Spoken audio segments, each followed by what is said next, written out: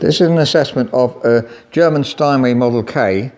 The piano is 1936 and has an amazingly perfect set of ivory keys. They're extremely good condition without any signs of lines in the middle of them. You'd hardly know they were ivory, except that they are, because normally ivory you can see the lines in the centre there where there's two parts. You can just about see them in this video. Has an original Steinway stool with a Steinway logo on it as well. Interesting to see this original price list which came with the piano as well. 1937 you can see there. You can see the Model K which is there, £110. The casework is in need of polishing, although it's not in incredibly bad condition. The top here you see the lid above the fall.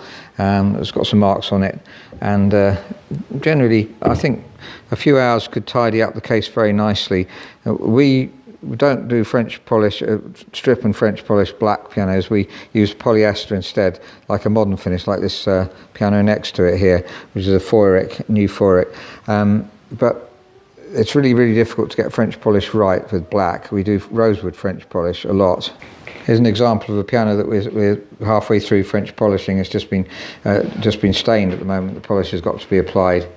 Actually, I think this is natural wood. It's not been stained at all. It's just had, that is the natural colour of the piano, having prepared the surface. That's what it'll look like.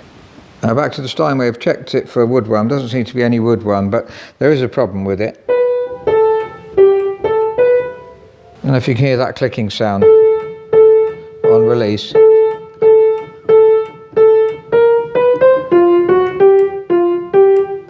On probably about 15 of the notes has that clicking sound, and that we'll see what that is in a second. Now here you have inside the piano, the tapes are in very good condition. That's the return tapes here, but there is a clicking noise on several of the notes, and if you look down there, there's the culprit. That's a piece of what we call jack felt, cushion felt. You can see the cushion felt here behind the jack. If you look carefully here, there's the cushion felt, and on quite a few of them, that's been eaten by moth. That's the culprit there. We can see also on the hammer, you can see the evidence of moth there. So we're going to have to take the keys off, see if there's any moth there as well. There doesn't seem to be any on the top here, on the braiding cloth there, but there is definitely on the hammers, which doesn't really affect the piano that much, but the main problem is down here on the jacks. See, there's one missing there.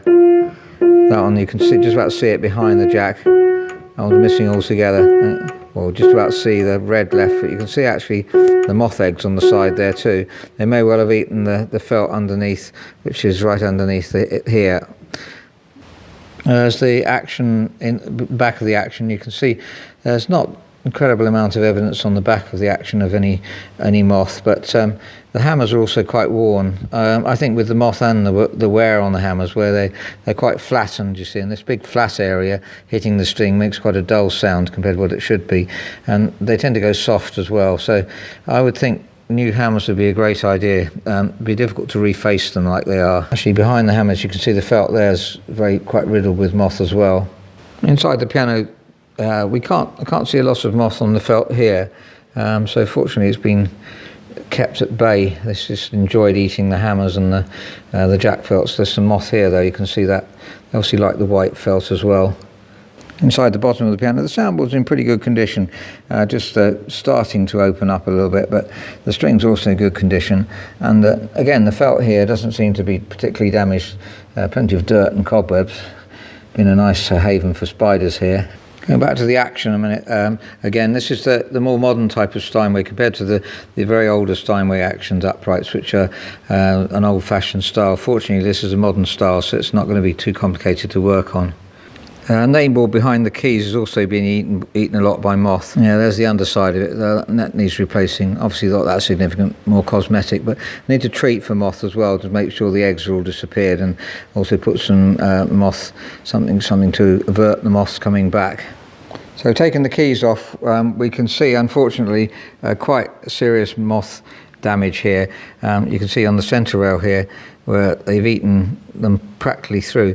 Amazingly, the keys still look level because there's just about enough left, except for some of the sharps. That one there wouldn't have been level, but you can see tremendous evidence of moth there. On the front rail, They haven't devastated them quite so much, but they can see loads of eggs and of course dust. And the back rail, well, that's the best. But really, I think all the felts need changing.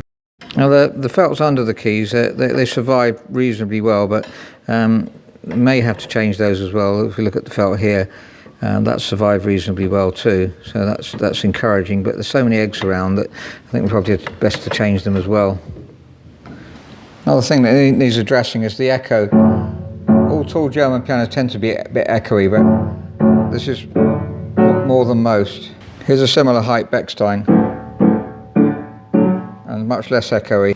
And the Grotrian Steinway, much less echoey, slightly smaller piano. So in summary, we have a Model K Steinway's 1936, potentially really good piano. Nice rumbly sound, but really must be restored extensively. Mainly the moths is the biggest problem. The hammers really, I think we've got to change them, and there's a lot of adjustment to do generally. A very perfect keyboard, which is great.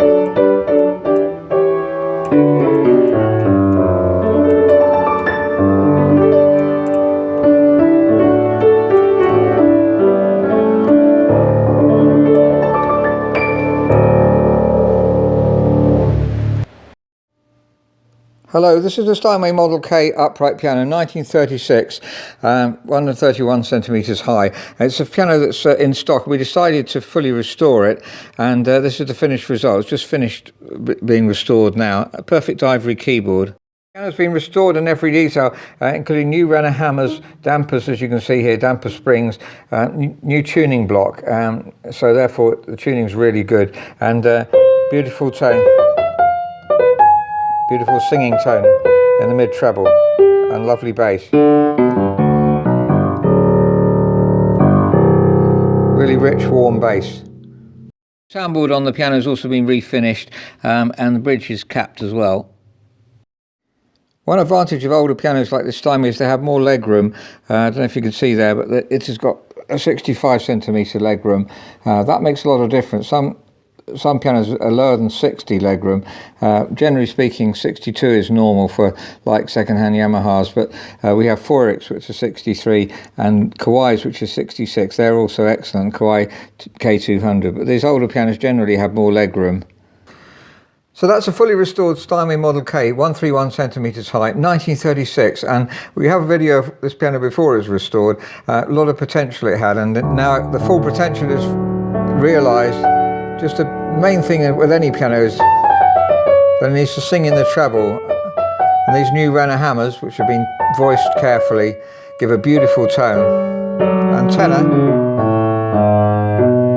again a rich tenor and strong bass. Very warm sound.